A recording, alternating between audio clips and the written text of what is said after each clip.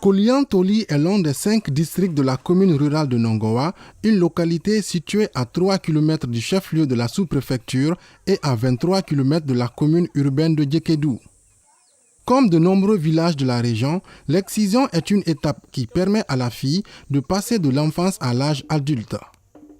Cette pratique, selon la communauté, permet de préserver son identité culturelle et l'honneur de sa famille. Koliantoli frappe le visiteur par son attachement à ses valeurs ancestrales et à son ouverture au modernisme. Ce film documentaire va vous plonger dans ces rites à sensations dans le pays Kissi. On découvre tout cela ensemble avec Kadiatou Touré.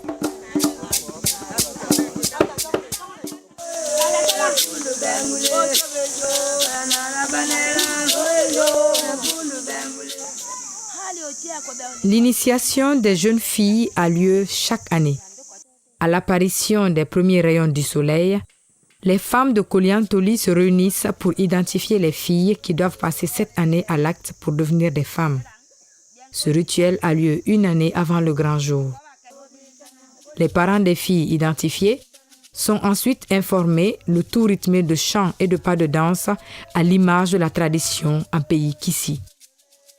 À l'issue de cette première étape, les tuteurs de circonstance des enfants organisent alors une campagne de collecte des vivres pour l'entretien des filles.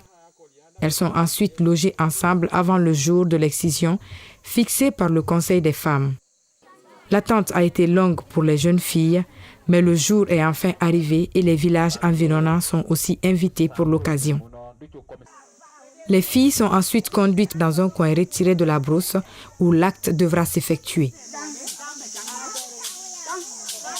On prend les filles qui doivent être initiées, on les loge.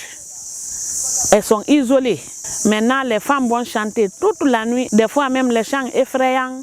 Comme elles ne connaissent pas ce qui est là-bas, elles vont dire tout dans les chants, mais les filles qui doivent être initiées ne connaissent pas. La soigneuse, elle, veille sur son collier qu'elle porte sur sa tête. Le matin à 6 heures, on vient vous sortir. Il y a un groupe de femmes déjà là-bas, avec l'exciseuse. Elles se cachent là-bas. Il y a les femmes qui vous accompagnent. Vous marchez doucement comme des reines. Arrivé à un certain moment, il y a une qui vient pour barrer le chemin. Elle vous barre le chemin, c'est-à-dire cela veut dire que vous êtes arrivé maintenant là où on doit vous exciser. Après l'étape de l'excision, les femmes retournent au village en dansant, preuve qu'aucun incident majeur n'est survenu. Par la suite, les parents des filles leur offrent des cadeaux. Le chef du village lui-même remercie le groupe d'exciseuses.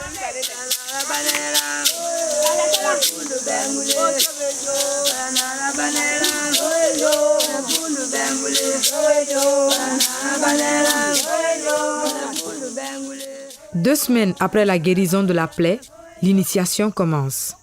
Toute couverte de pagne noir, on enseigne aux filles des petits métiers et le savoir-vivre en communauté. La filature, la confection des filets de pêche, les balais et comment les utiliser sont autant d'activités qu'elles apprennent. On te dit tout le secret. C'est là-bas qu'on commence à maintenant vous éduquer comment se comporter dans la vie, comment parler en public. Quand tu vois les hommes, il ne faut pas traverser. Tu te rabaisses, tu passes. Quand quelqu'un te parle en public, par exemple, même si lui il est violent, toi tu le réponds doucement. Une femme ne doit pas crier. On vous éduque. Avec le mari, tu te rabaisses. On te dit que la femme n'a jamais raison avec son mari. C'est le mari qui a raison. Si tu es fâché contre ton mari, c'est à la maison, c'est pas dehors. Après cette étape, on apprend aux filles à chanter et à danser. Ces chants et danses expriment la joie après l'initiation. Les corps des filles sont badigeonnés de kaolin. Elles sont tressées et habillées en tissu de raffia, attachées autour des hanches. Ces habillements sont faits pour attirer les autres filles qui ne sont pas encore excisées, histoire de minimiser la douleur et surtout la peur chez elles. Dans le lot des filles excisées, les deux filles tressées différemment s'appellent Tuo en Kissi qui veut dire première excisée et Ndabi la dernière.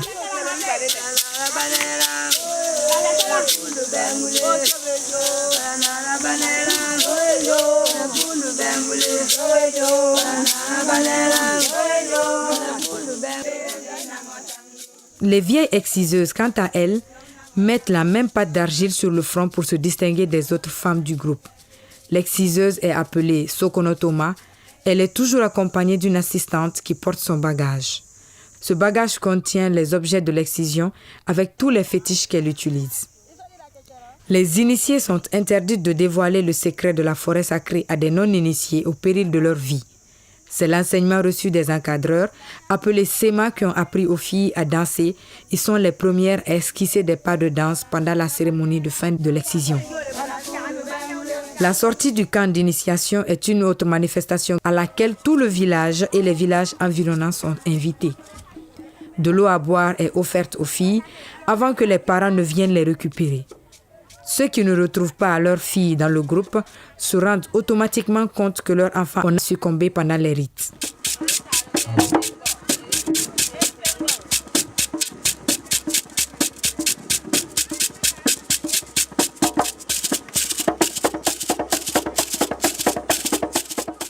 Selon des études menées en 2012, 41% des filles dont l'âge varie entre 5 et 9 ans ont été excisées.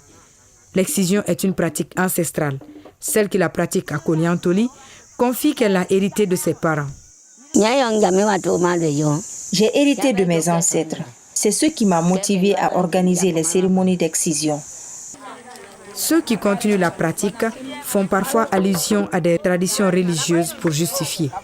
La population pense que le phénomène de l'excision ou les mutilations génitales féminines, les mariages précoces, relèvent purement des religieux. C'est pourquoi les religieux, conscients des méfaits que les médecins les ont expliqués par rapport à cette pratique, ont pris le devant pour protéger nos filles, nos femmes, non seulement contre les mutilations génitales féminines, mais aussi contre le viol.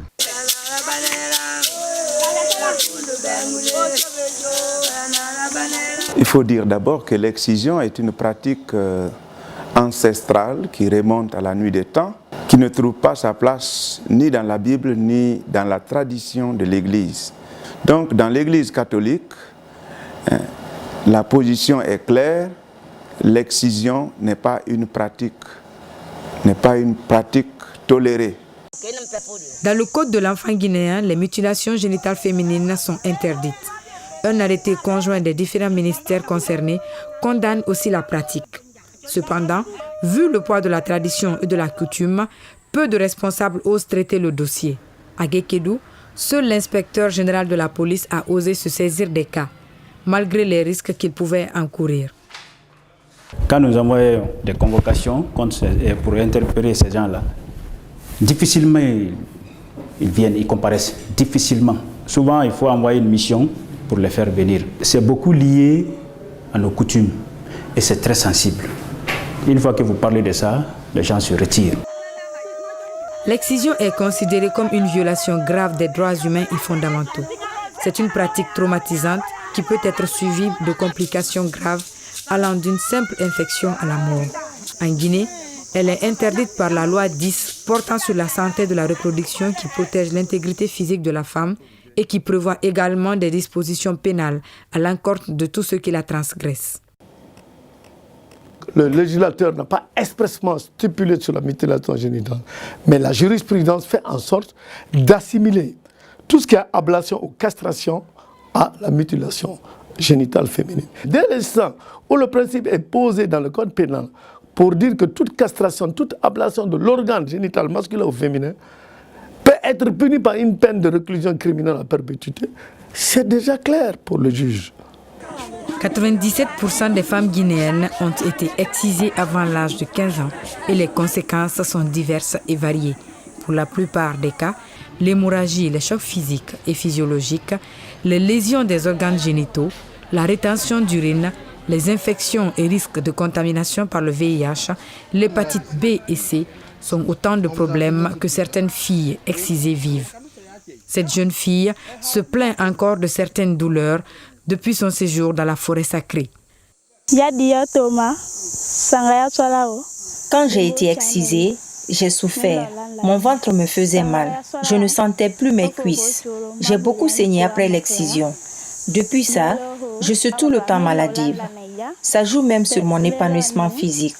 J'ai aussi honte parmi mes copines. Certaines même y perdent leur vie suite à une forte hémorragie. Le cas le plus illustratif est celui de la petite Kumba qui a perdu la vie à 5 ans seulement suite à l'excision. Kumba faisait partie d'un groupe de 11 filles dont la plus âgée avait 12 ans. Jusque-là, sa grand-mère regrette sa mort. Nous traversons une douleur terrible. Nous souffrons. Nous regrettons la mort de notre petite Kumba. Jusque-là, je n'arrive pas à digérer sa disparition. Je mesure que cette pratique n'est pas bonne. Voilà que ma petite a été excisée et le lendemain, au lieu qu'on annonce la bonne nouvelle, c'est sa mort qu'on nous a annoncée. Nous sommes bouleversés. Il faut que cette pratique cesse si nous voulons sauver la vie de nos filles. Au-delà de ces risques, l'infibulation considérée comme l'une des causes du travail prolongé lors de l'accouchement provoque également les fistules. Selon des spécialistes, les femmes excisées sont exposées à des risques majeurs au cours de leur grossesse et à l'accouchement. Vous allez voir les femmes qui sont excisées avec des mauvaises cicatrices.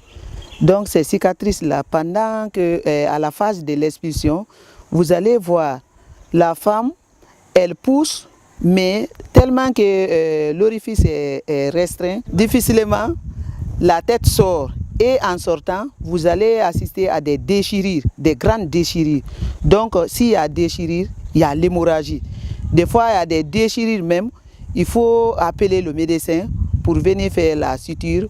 Maintenant, au niveau de la tête fœtale, tu vas avoir les hématomes qui sont là et vous voyez les conséquences des hématomes. Des fois, il faut réanimer l'enfant.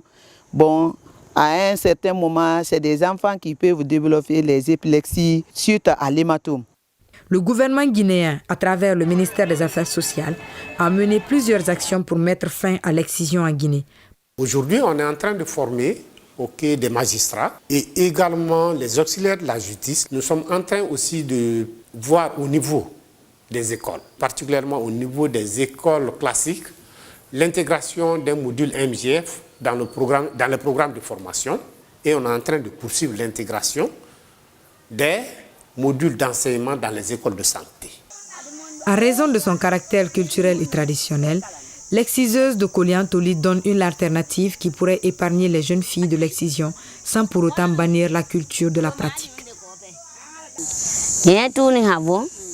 J'aurais souhaité que les autorités construisent des centres d'éducation pour nos filles. Ces centres ne seront plus utilisés pour exciser les filles, mais plutôt les éduquer sur nos coutumes et mœurs. Tout comme à Koliantoli, l'excision est pratiquée dans toutes les communautés guinéennes. C'est pourquoi, à l'occasion de la campagne nationale des leaders religieux sur la prévention des mutilations génitales féminines en Guinée, le secrétaire général des affaires religieuses a insisté sur le respect de la loi qui interdit la pratique de l'excision. L'abandon de cette pratique pourrait permettre aux jeunes filles de vivre un avenir radieux afin de mieux servir leur communauté.